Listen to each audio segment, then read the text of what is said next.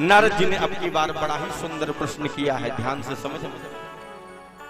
कहते हैं भैया एक बात बताओ, क्या भागवत की कथा सुनने से भक्ति ज्ञान वैराग्य ही नाचते हैं? जो 84 लाख योनियों में घूम रहे हैं, क्या उनका भी कल्याण हो सकता है भगवान की कथा सुनने से? कुछ लोग कहते हैं महाराज हमारे पितर घूम रहे हैं, स्वप्न में आते हैं, तो क्या उनका भी कल्याण हो सकता है? सनकादिक मुस्कुराए, बोले नारद भैया एक बात कहूं, मैं तो ये कहता हूं कि जिसने जीवन भर पाप ही किया, नंबर 1 का पापी अगर सच्चे मन से भगवान की कथा सुन ले मेरे माई बाप, तो भगवान उसका कल्याण कर देते हैं। मैं नहीं कह रहा, सनकादिक कहते हैं। बोले ये मानवाह पाप कृतस्तु सर्वदा सदा दुराचार रता विमार्गगा क्रोधाग्नि अग्नि कुटिलश्च कामिनः सप्ताह यज्ञेन कलो पुनन्ति ते। जिसने पूरे जीवन भर पाप ही किया, अगर एक बार प्रेम से भगवान की कथा सुन ले मेरे माई बाप, तो भगवान उस जीव के जन्म जन्मांतर के पाप नष्ट कर देते हैं। एक बार बोलिए भागवत भगवान की जय हो। तो नारद जी ने पूछा भैया एक बात बताओ, कथा सुन करके कोई पापी मुक्त हुआ तो कृपा करके बताओ। सनकादिक मुस्कुरा गए और याद आ गया किसकी? पंडित जी की कथा। कथा आप सबने सुनी है कि तुंगभद्रा नदी के किनारे एक पंडित जी थे। पंडित जी का नाम था आत्मदेव शर्मा। पंडित जी बेचारे बड़े सीधे साधे थे, पर जितने सीधे पंडित जी उसका उल्टा उसकी पंडितानी, और इतनी खतरनाक पंडितानी थी परीक्षित की, जब तक पड़ोसी से लाठी चार्ज ना हो जाए तब तक वह को भोजन ना पचे। इतनी खतरनाक लाठी चार्ज का मतलब, एक दिन पड़ोसियों ने मन में विचार किया कि जब हम इससे बात नहीं करेंगे तो झगड़ा होगा कहां से। तो दिन भर तो बीत गया। पहले के जमाने में लोग अग्नि लेने जाते थे दूसरे के घर में। धुंधुली पहुंच गई पड़ोसन के यहाँ, बहन चूल्हा जलाने के लिए आग मिल जाएगी का? अब कौन पड़ोसी मना कर दे? पड़ोसन ने कहा बिल्कुल बहन। सो चिमटे से आग पकड़ करके लाई, बोली बहन ले। तो धुंधुली ने अपना आंचल साड़ी का उठा दिया, बहन दे दे। पड़ोसन ने कहा बावरी तेरी साड़ी ना जल जाएगी। धुंधुली ने कहा साड़ी मेरे बाप की जलेगी या तेरे बाप, तू तो आगे दे दे। तो झगड़ा न करना चाहे फिर भी झगड़ा करना पड़ा, इतनी खतरनाक। पर मेरे माई बाप इन दोनों दंपतियों के जीवन में अगर कोई दुख था तो एक ही दुख था, न पुत्रो वा न पुत्री वा, न कोई बेटा था न कोई बेटी। एक दिन पंडित जी सब कुछ छोड़ करके जंगल में चले गए और जाकर के रोने लगे। पितरों को जल दे रहे हैं, सूर्य भगवान को जल दे रहे हैं, तो पितर देख करके रो रहे हैं, बेटा तू तो मुझे जल दे रहा, पर तेरे मरने के बाद तुझे कौन जल देगा? क्यों? क्योंकि तेरी तो कोई संतान नहीं। पंडित जी जंगल में रो रहे हैं। अचानक एक संत जा रहे थे। संत ने जंगल में देखा कि कोई ब्राह्मण बैठा हुआ है शिखा बंधन करके, अरे धोती कुर्ता पहने तिलक लगाए। तो कुछ संत को लगा इसका मतलब कोई भक्त है, चल करके इसे उपदेश करूं, ज्ञान दूं। पर जैसे ही पहुंचे पूछ दिया, ब्राह्मण देवता काहे के लिए रो रहे हो, क्या बात है? तो पंडित जी ने कहा महाराज घर में बेटा नहीं है इसलिए रो रहा। संत घबराए, मैं तो ये समझ करके आया था कि कोई भक्त है, पर ये तो बेटा बेटी के लिए रो रहा। तो समझाया, ध्यान से समझना परीक्षित, बड़ा सुंदर उपदेश दिया है किसने? संत। संत कहते हैं ब्राह्मण देवता एक बात बताओ, तुम्हारे जीवन में बेटा हो जाए तो आपका जीवन सुखमय हो जाएगा, इसकी कोई गारंटी है? बोलो। भगवान ने आपको पुत्र दिया है और आपका जीवन सुखमय हो जाएगा, इसका कोई प्रमाण पत्र है? अरे सगर महाराज के 60,000 बेटा थे, एक दो नहीं 60,000, पर आज तक किसी बेटा ने सुख नहीं दिया, तो तुम्हारा जीवन कैसे सुखमय हो जाएगा? तो सुख नहीं है। और मैं तो कहूंगा बेटा बेटी का चक्कर छोड़ो, प्रेम से भाव से भजन करो। पंडित जी ने कहा महाराज एक बात कहूं, जो उपदेश आप हमें दे रहे हैं, हम भी अपने चेला के यहां जाते हैं तो यही उपदेश देते हैं, पर मुझे उपदेश नहीं, मुझे तो बेटा चाहिए। संत ने तुरंत पंडित जी का माथा देखा और देख करके उत्तर दे दिया, पंडित जी आप इस जन्म की बात कर रहे हैं, मैं तो 7 आपके माथे की रेखा देख करके बता रहा हूं कि 7 जन्म तक आपके कोई संतान होने वाली नहीं है। सप्त जन्मावधि चैव पुत्रो नहीं बच। पंडित जी समझ गए, इसका मतलब ये 7 जन्म की बात बता सकता है, इसका मतलब ये बेटा दे सकता है। पंडित जी ने अपने सिर को जोर से संत के चरणों में पटक दिया। संत घबराए, बोले भैया ये क्या कर रहा? पंडित जी ने कहा महाराज हम तो मर जाएंगे पर ब्रह्म हत्या आपको लगे। संत समझ गए बेटे का भूत सवार है, इसलिए बात मानने वाला नहीं। सो झोले से फल निकाला और पंडित जी को दे दिया और कह दिया पंडित जी ले जाओ, नियम संयम के साथ रहेगी, फल को खाएगी तो तुम्हारे घर बेटा जरूर हो। संत की बात का विश्वास रखिए, गुरु के वचनों का पालन करिए। मतंग ऋषि ने शबरी से कहा था देवी तुम कहीं मत जाना, यहीं पे झाड़ू लगाना, एक दिन भगवान राम आएंगे। तो आज भगवान को भी आना पड़ा। इसलिए संत और गुरु की बात पर विश्वास रखें, मान। पंडित जी फल लिए और लेकर के दौड़ पड़े। बीच गांव में ही पहुंचे, आवाज लगाने लगे, अरे सुनती हो, सुन रही हो? तो पंडितानी दौड़ करके आई, बोली काहे को चिल्ला रहे? पंडित जी ने कहा बावरी देख तो सही, संत ने फल दिया है और कहा है फल खा लेगी तो तेरे घर बेटा जरूर होगा। अब पंडितानी को लगा कि फल खाने से कहीं बेटा बेटी होता, बताओ। पर पंडित जी बड़े सरल थे, पंडितानी ने समझाया महाराज आप घबराओ मत, अरे भाई संत का दिया हुआ प्रसाद है, पहले स्नान करूंगी, ध्यान करूंगी, भगवान का पूजन करूंगी, तब फल को खाऊंगी। अब पंडित जी फल दे करके गांव में चले गए, सबसे कहने लगे भैया देख लेना 9 महीने बाद हमारे भी आंगन में घर में किलकारी गूंजेगी। पर जब पंडितानी फल खाएगी तब तो। पंडित जी चले गए, पंडितानी उदास होकर के बैठ गई, इतने में पड़ोसन आई। और माताओं का एक स्वभाव होता है, इनसे कोई बात करने वाला ना हो तो आधी बीमार ऐसे ही हो जाती है। एक बार भाव से बोलो राधे, अरे जोर से बोलो राधे राधे। सही पड़ोसन आ गई, बोली धुंधुली क्या बात है, काहे के लिए उदास बैठी है? पंडितानी ने कहा बहन तू तो जानती हमारे पति देव को इतने सरल हैं, इतने सच्चे हैं, बता फल खाने से कहीं बेटा होता है? पड़ोसन ने कहा बहन फल कोई जहर थोड़ी है, अरे संत का दिया हुआ फल है, खा ले।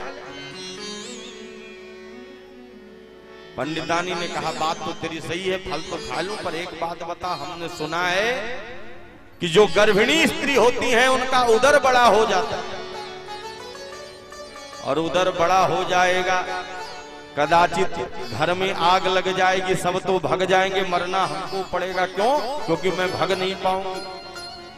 बहुत तर्क उतर किया परीक्षित, पर फल को खाया है। इतने में 2-4 दिन बीता तो पंडितानी एक छोटी बहन थी, वो भी आ गई, और वो तो चाहती थे कि इसके कोई संतान ना हो, सो सारा माल हमारा हो जाए। सोई आई तो और हवा देना प्रारंभ किया, अरे इन बाबा बैरागियों के चक्कर में मत पड़ना, आए दिन सुनते रहते हैं, पेपर में निकलता रहता है, बताओ वही फल खाने से बेटा होगा। तो बोली क्या करूं? बोली घबरा मत, मैं भी गर्भवती हूं, अब की बार जो संतान होगी मैं तुझे ला करके दे दूंगी। और तेरे पास धन है, बेटा नहीं, मेरे पास बेटा है पर धन नहीं। तो ये पंडितानी मान गई। तो बोले फल को क्या किया जाए? बोले गाय को खिला दे। क्यों? क्योंकि मैं तुझे पुत्र दूंगी तो दूध भी तो चाहिए। अगर संत के फल की परीक्षा करनी है तो फिर ये फल गाय को खिला दे। सज्जनों, गाय को खिला दिया। धीरे धीरे समय बीता। तो पंडितानी झूठे ही पंडित जी के सामने नाटक करे, महाराज बस आज पेट में दर्द है, बस बच्चा होने वाला है। पंडित जी तो गदगद हो जाए। कालांतर में इसकी छोटी बहन को बेटा हुआ तो ला करके अपनी बहन धुंधुली को दे दिया। पंडित जी बड़े गदगद भये। इधर महाराज धीरे धीरे समय बीता तो गाय ने भी पुत्र को जन्म दिया। बोले सर्वांग सुंदरम दिव्यम निर्मलम कनक प्रभ। गाय का बछड़ा इतना सुंदर हुआ परीक्षित, शरीर तो गाय का था और कान भी गाय के जैसे एकदम सुंदर। गोकर्ण जी महाराज पंडित जी नामकरण करना चाहें तो गाय का के बेटे का नाम रख दिया गोकर्ण। बोलिए गोकर्ण जी महाराज की जय। अपने बेटे का नामकरण करना चाहें सोई पंडितानी आंख दिखा करके बोली महाराज सुनो, 9 महीने दुख हमने झेला, नाम आप रखोगे? पंडित जी ने कहा बावरी नाम तू ही रख दे। कहा रख रही? पंडितानी ने कहा मेरा नाम धुंधुली तो मेरे बेटे का नाम धुंधकारी। बोल कृष्ण कन्हैया लाल की जय। दोनों बच्चे धीरे धीरे बड़े हुए। क्योंकि समय कम है और विस्तार से होगी तो समय की बाध्यता है। क्योंकि आज प्रथम दिवस है इसलिए थोड़ा थोड़ा आनंद लिया जाए। एक ही दिन सब आनंद ले लोगे महाराज तो फिर कल आनंद नहीं आएगा। इसलिए अमृत है, अमृत थोड़ा थोड़ा पियो, रस थोड़ा थोड़ा पियो। और जब थोड़ा थोड़ा पियोगे तो पचता चला जाएगा। जैसे भोजन ज्यादा हो जाए तो एक हाजमा की गोली लो सो ठीक। ऐसे ही कथा में महाराज जब उबासी आए, आलस आए तो राधे राधे बोल देना चाहिए। बोल राधा रमण सरकार की जय। दोनों बच्चे बड़े हुए तो गोकर्ण जी बचपन से ही भगवान का भजन करते थे, पर धुंधकारी बड़ा ही खतरनाक निकल गया। मदिरा पान करने लगा, जुआ खेलने लगा। तो आए दिन पड़ोसी शिकायत लेकर के आने लगे। किसके पास? बोले पंडित जी के पास। पंडित जी आपका जो बेटा धुंधकारी है ना, ऐसा कर दिया। तो माता पिता सब कुछ सह सकते हैं मेरे भैया, और अपने बेटे की शिकायत सहने वाले नहीं। पंडित जी दुखी हो गए, क्या करूं? तो आज संत की बात याद आई। संत ने कहा था कि आपके जीवन में बेटा हो जाएगा तो आपका जीवन सुखमय हो जाएगा, इसकी कोई गारंटी नहीं। पंडित जी ने सोचा क्या करूं? तो पंडित जी सोच रहे थे कहां जाऊं, क्या करूं। इतने में गोकर्ण जी आए और पिताजी का हाथ पकड़ा और बड़ा ही सुंदर उपदेश दिया है। और ये अंतिम उपदेश है इसलिए ध्यान से सुनना। कहते हैं पिताजी, संसार में आपको सुखी कौन लग रहा?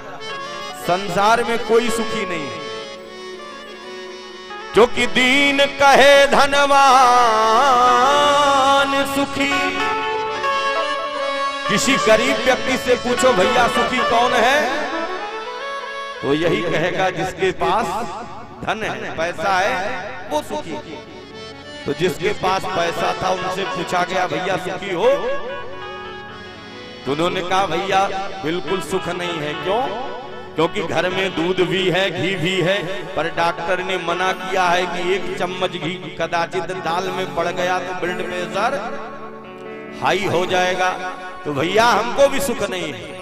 तो दीन कहे धनवान सुखी, धनवान कहे सुख राजा को भारी। राजा से पूछा गया भैया आप सुखी हो? राजा ने कहा महाराज हमको भी सुख नहीं है। क्यों?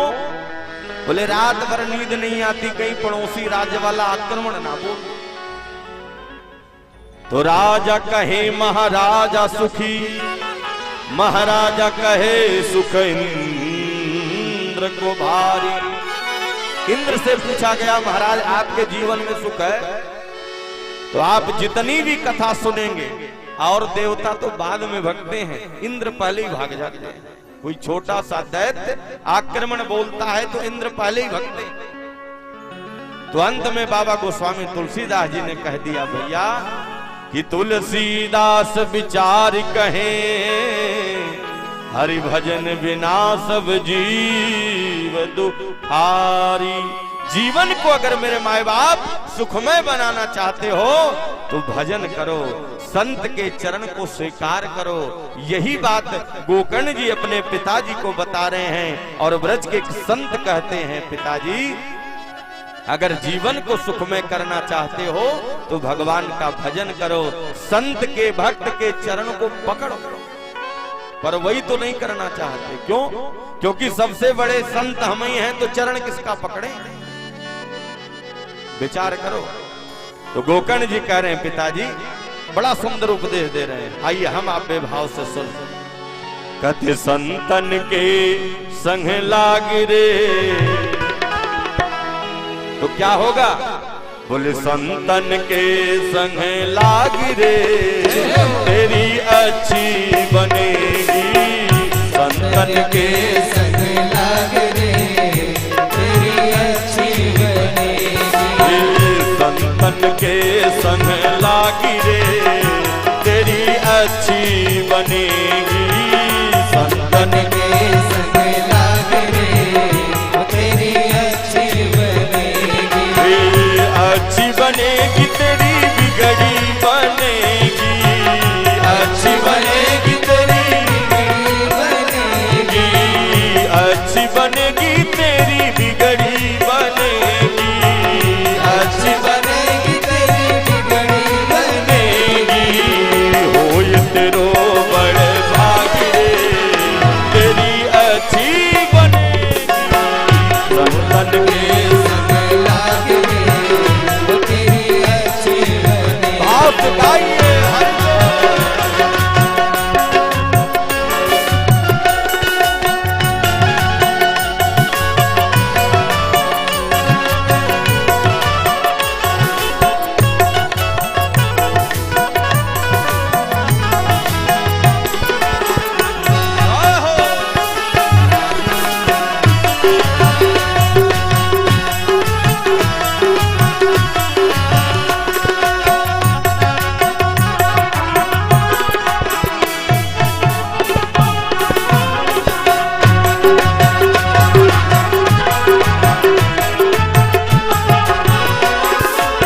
गाइए बात बताओ, आप लोगों को नाचना आता है कि नहीं?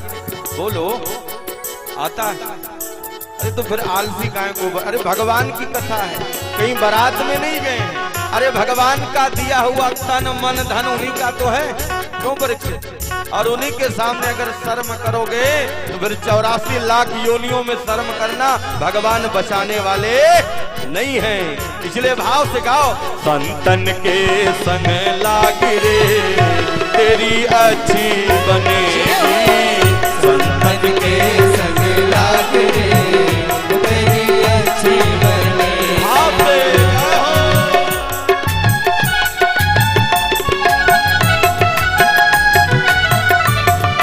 दोनों हाथ उठा के हरि बोल।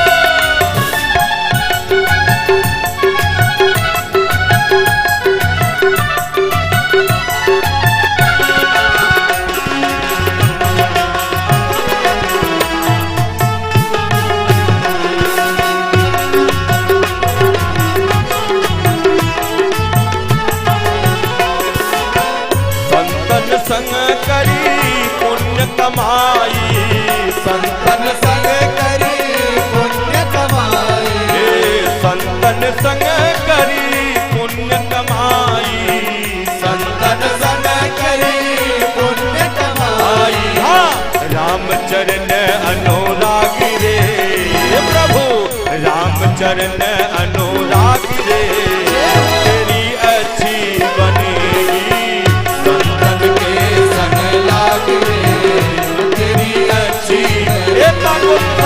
भगवान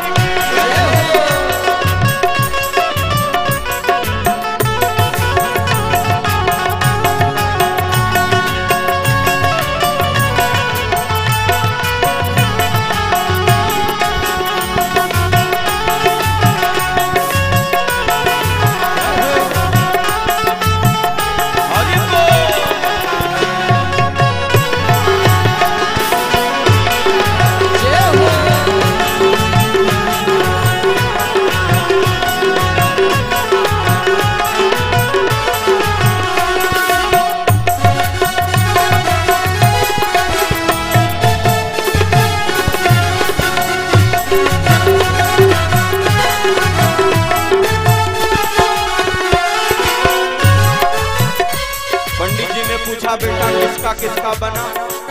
तो गोकर्ण जी समझा रहे हैं पिताजी किसका किसका बना, सुन लो। ध्रुव जी की बन गई प्रहलादऊ की बन गई, ध्रुव जी की बन गई प्रहलादऊ की बन गई, ध्रुव जी की बन गई प्रहलादऊ की बन गई, ध्रुव जी की बन गई प्रहलादऊ की बन गई। हरि सुमिरन में जागिरे प्रभु, हरि सुमिरन में जागिरे, तेरी अच्छी बनेगी संतन के संग, तेरी अच्छी बनेगी संतन के संग लागिरे, तेरी अच्छी बनेगी संतन के संग लागिरे। आप जा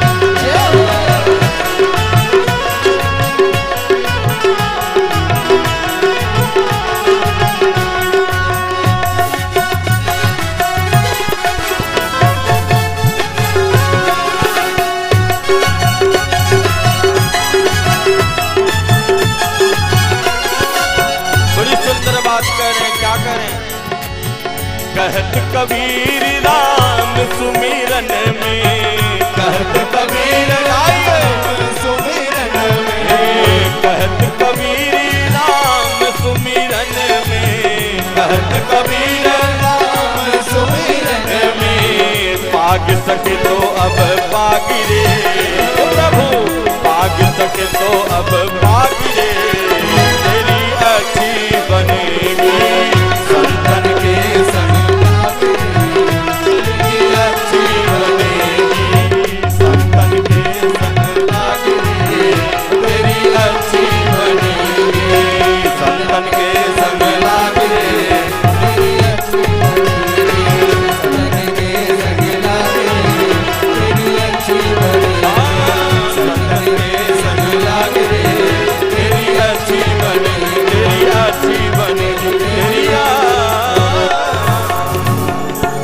सदगुरुदेव भगवान की जय हो। तो गोकर्ण जी ने पिताजी को समझाया, पिताजी संतन के संग लाग रे तो तेरी अच्छी बने। क्यों भाई, बिजली का करंट किसी को लगा हो और आप उसे छुड़ाने जाओगे तो आपको भी तो करंट लगेगा। ऐसे जो भगवान के भक्त के संत के चरण पकड़े हुए हैं, बस ऐसे ही भक्तों के संतों के चरण पकड़ लोगे तो आपका भी कल्याण हो जाएगा। बड़ा दिव्य उपदेश दिए पंडित जी से, भागवत के 10वें स्कंद का पाठ किए और दिव्य विमान आया और विमान में बैठ करके चले गए। बोल भक्तवत्सल भगवान की जय। पंडित जी चले गए। इधर धुंधकारी को पता चला पिताजी गए, सोई माता जी के पास आया। माता जी सारा माल निकाला जो पिताजी दे करके गए हैं। सोई धुंधुली भी महाराज जब समझ गई कि अब मैं बचने वाली नहीं, तो रात्रि में महाराज दौड़ करके गई, कुएं में कूद करके अपने शरीर को त्याग दिया। गोकर्ण जी समझ गए पिताजी चले गए, माता जी चली गई, अब हमारी बारी है। क्योंकि बरु भल बास नरक करताता, दुष्ट संग जनि दे विदाता। हे प्रभु, भले मुझे नरक में भेज देना, पर दुष्टों की संगति न मिले ऐसा जीवन में प्रयत्न करना चाहिए। इधर महाराज गोकर्ण जी भी अपने भाई धुंधकारी से आज्ञा लेकर के तीर्थाटन करने निकल पड़े। अब इधर 5 वैश्याओं को घर में लाया, उसी की सेवा करना प्रारंभ किया। एक दिन वैश्याएं धुंधकारी को बढ़िया भोजन कराई, मदिरा पिलाई, और जैसे ही सोया कौन धुंधकारी, तो वैश्याओं ने गले में महाराज फंदा बांधा और खींचना प्रारंभ किया। सोई कहता है छोड़ दो। सो एक देवी जी गई दौड़ करके चूल्हे से जलती हुई राख लाई और धुंधकारी के मुख में डाल दिया। धुंधकारी अपने शरीर को त्याग दिया और उसी घर में देवियां गड्ढा खोद करके धुंधकारी को महाराज गाड़ करके दफना करके सारा माल लेकर के 9-2 भाग गए। इधर गोकर्ण को पता चला तो तीर्थ में पिंडदान किए, दान किए, खूब किए। घर में आए तो अचानक हाथी का रूप देखा, सिंह का रूप देखा, व्याघ्र का रूप देखा तो डर गए। गोकर्ण जी ने कमंडलू से जल लिया और जल लेकर के मारा तो वह प्रेत प्रकट हो गए। और जैसे ही प्रेत प्रकट भया तो गोकर्ण जी ने पूछा भैया कौन हो? तो वह प्रेत कहता है भैया, बोला अहम भ्राता त्वदीयोऽस्मि धुंधकारी नामतः स्वकीयेनैव दोषेण ब्रह्मत्वं नासितं मया। हे भैया, मैं आपका ही भाई धुंधकारी हूं। गोकर्ण जी को लगा मैंने पिंडा तीर्थ में पिंडदान दिया, भजन किया, दान दिया, फिर क्या ऐसा हो गया? गोकर्ण जी ने अपने भाई धुंधकारी को समझा, घबराओ मत, जब प्रातः काल होगा तो आपकी मुक्ति का उपाय जरूर ढूंढा जाएगा। सूर्य भगवान की गति को गोकर्ण जी ने रोका तो सूर्य जी ने कहा यही भागवत की कथा सुनाओ। तब जाकर के गोकर्ण जी ने यही भागवत की कथा धुंधकारी को सुनाई और विमान आया, धुंधकारी विमान में बैठे और चले गए। बोल भागवत भगवान की जय। तो सौनक जी ने पूछा था ना, और नारद जी ने, महाराज बताइए कि भागवत की कथा सुन करके किसी का उद्धार हुआ? तो धुंधकारी जैसा पापी का उद्धार हो गया मेरे माए बाप, तो क्या हमारा आपका नहीं होगा? विचार करिए, बस प्रेम से गाओ, भजन करो, क्योंकि जीवन के एक पल का भी भरोसा नहीं हो। अभी यहाँ बैठे हो और एक पल में क्या होगा कोई जानता है? बोलो, कोई जानता है? जीवन का भरोसा नहीं है। इसलिए व्रज के एक संत कहते हैं क्या कि मान मेरा कहना, अरे मान मेरा कहना और नहीं तो पछताएगा। अरे माटी का खिलौना माटी में मिल जाएगा, माटी का खिलौना माटी में मिल जाएगा। मान मेरा कहना, मान मेरा कहना नहीं तो पछताएगा। माटी का खिलौना माटी में मिल जाएगा, माटी का खिलौना माटी में मिल जाएगा।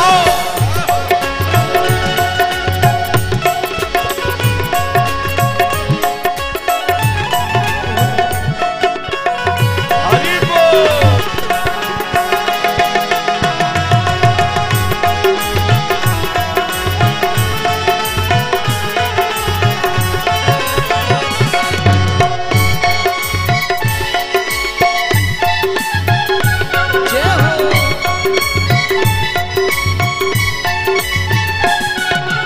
संत बड़ी सुंदर बात कहते हैं क्या?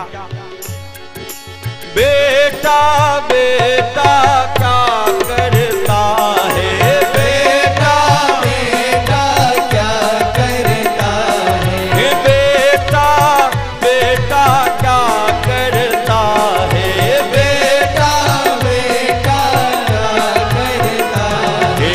बेटा तेरा एक दिन पड़ोसी बन जाएगा, बेटा तेरा एक दिन पड़ोसी बन जाएगा। ये माटी का खिलौना माटी में मिल जाएगा, माटी का खिलौना माटी में बोलो जाओ। मान मेरा कहना नहीं तो पछताएगा, मान मेरा कहना नहीं तो पछताएगा। ये मिट्टी का खिलौना मिट्टी में मिल जाएगा, माटी का खिलौना माटी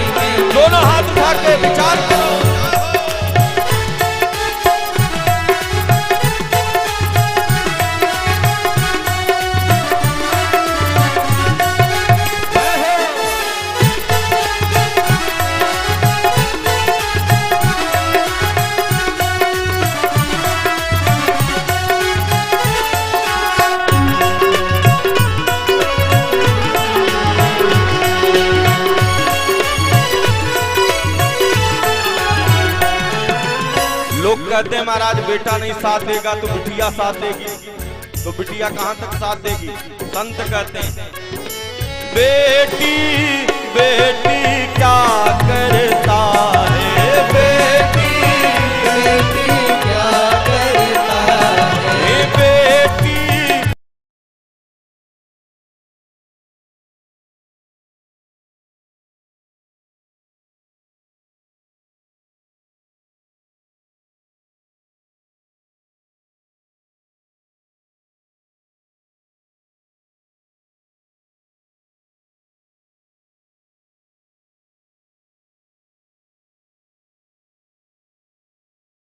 का खिलौना मिट्टी में मिल जाएगा, रे मान मेरा कहना नहीं तो पछताएगा, मान मेरा कहना नहीं तो पछताएगा, ये माटी का खिलौना माटी में मिल जाएगा, माटी का खिलौना माटी में मिल जाएगा।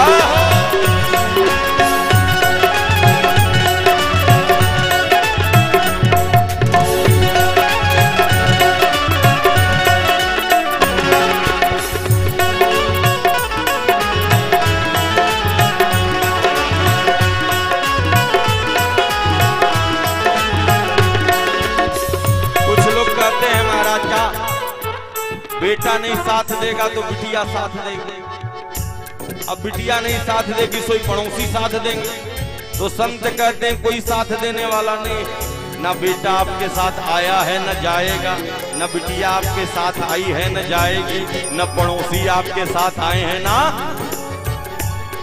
हे पड़ोसी पड़ोसी क्या करता है, पड़ोसी पड़ोसी क्या करता है, पड़ोसी पड़ोसी क्या करता है, पड़ोसी पड़ोसी क्या करता है, पड़ोसी तो एक दिन जला के चला आएगा, पड़ोसी तो एक दिन जला के चला आएगा, मिट्टी का खिलौना मिट्टी में मिल जाएगा, मिट्टी का खिलौना मिट्टी में मिल जाएगा, आज मेरा कहना नहीं तो पछताएगा, आज मेरा कहना नहीं तो पछताएगा, मिट्टी का खिलौना मिट्टी में मिल जाएगा, मिट्टी का खिलौना मिट्टी में मिल जाएगा, मिट्टी का खिलौना मिट्टी में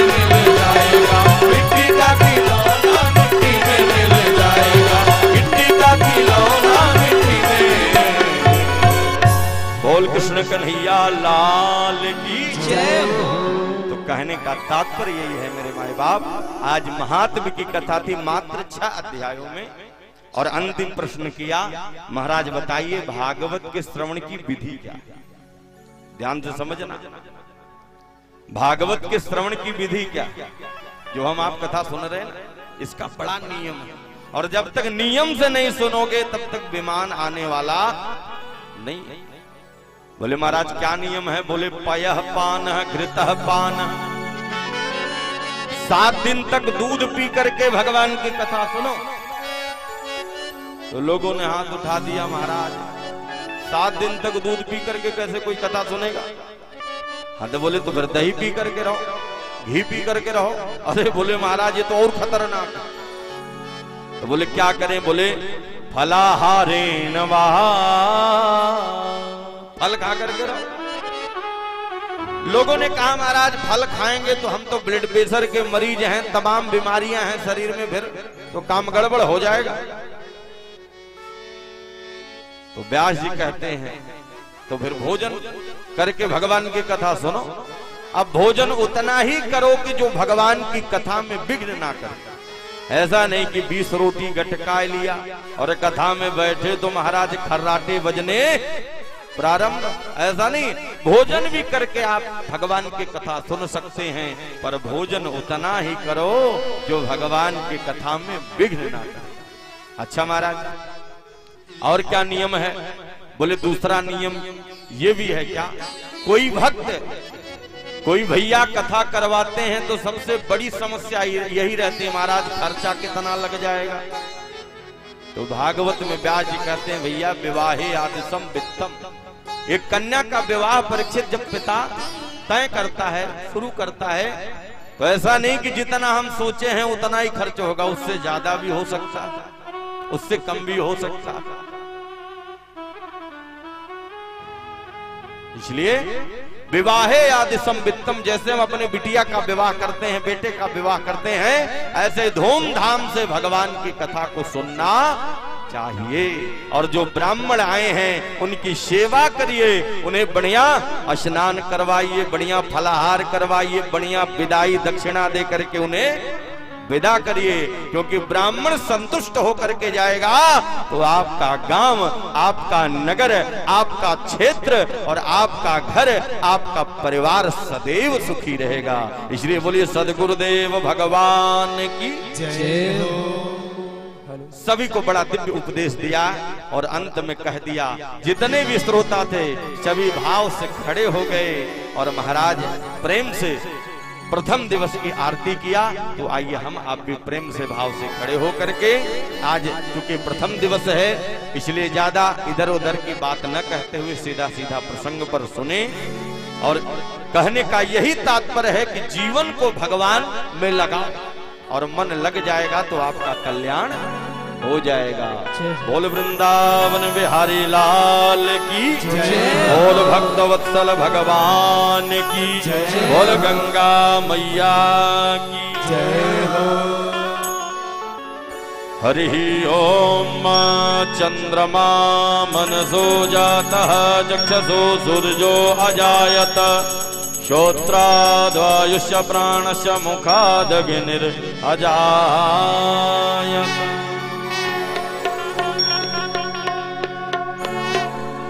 आइए भैया लोग भी आगे आ जाओ, इधर आ जाओ, प्रेम से आरती करिए। देखिए एकदम स्वतंत्र हो करके भगवान की कथा में एकदम स्वतंत्र रहो। भगवान ये बैठे हैं, सबको देख रहे हैं, क्योंकि जाकी रही भावना जैसी प्रभु मूरत देखी तिन तैसी।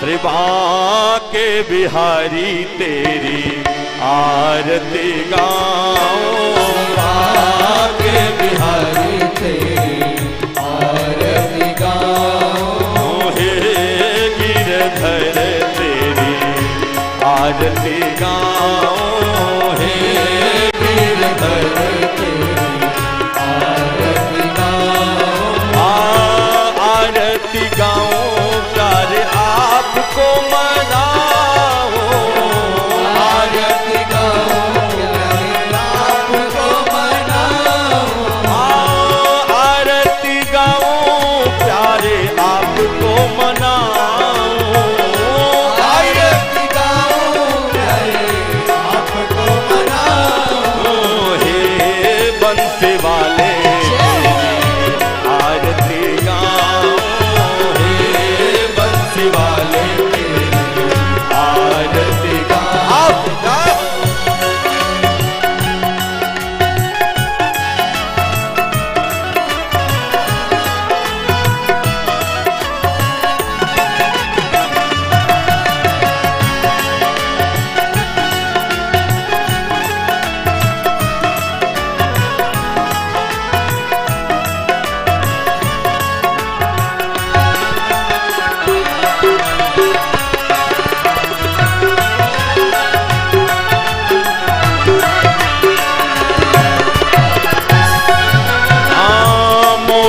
मुकुट प्रभु शीस पे सोहे, मोर मुकुट प्रभु शीस पे सोहे, प्यारी बंसी निर्मल मोहे, प्यारी बंसी निर्मल मोहे, या बंसी पर बलि बलि जा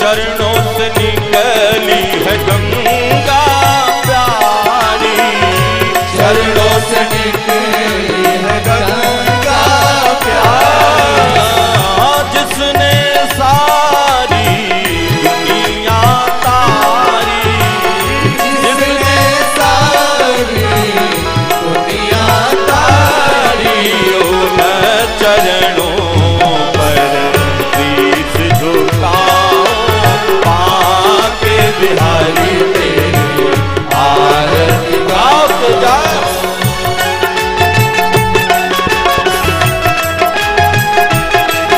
तालियों के साथ गाइए।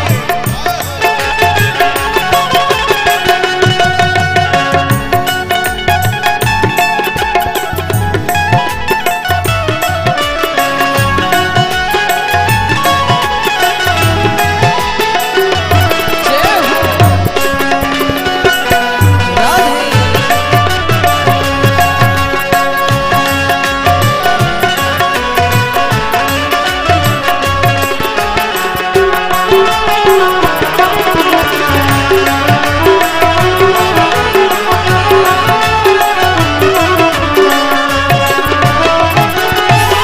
ये व्यास दास के नाथ आप हो, दास दास के नाथ आप हो, सुख दुख जीवन प्यारे साथ आप हो, सुख दुख जीवन प्यारे साथ आप हो तो या छग पे मैं बलि बलि आऊं, के बिहारी आरती गाओ, हे गिरधर तेरी आरती गाऊं, गिरधर तेरी आरती गाओ, कर्पूर गौरम करुणावतारम संसार सारम भुजगेन्द्रहारम, सदा वसंतम हृदयारविंदे, भवं भवानी सहितं नमामि, त्वमेव माता च पिता त्वमेव, त्वमेव बन्धु च सखा त्वमेव, त्वमेव विद्या द्रविणं त्वमेव, त्वमेव सर्वं मम देव देव, त्वमेव सर्वं मम देव देव। अपने राम जी के आरती उतार हे सखी, अपने राम जी की आरती उतार, हे सखी आरती उतार, हे सखी आरती उतार, हे सखी आरती उतार, हे सखी आरती उतार। बोल वृंदावन बिहारी लाल की जय। बोल भक्त वत्सल भगवान की जय। श्री सुखदेव जी महाराज की, जय। श्री परीक्षित जी महाराज की, जय। नमः पार्वती पतये हर हर। एक बार बोलिए जय जय श्री राम। बैठ जाइए, आरती लीजिए, प्रसाद लेकर के आप सब यहाँ से जाएं, 2 पल और बैठ जाओ।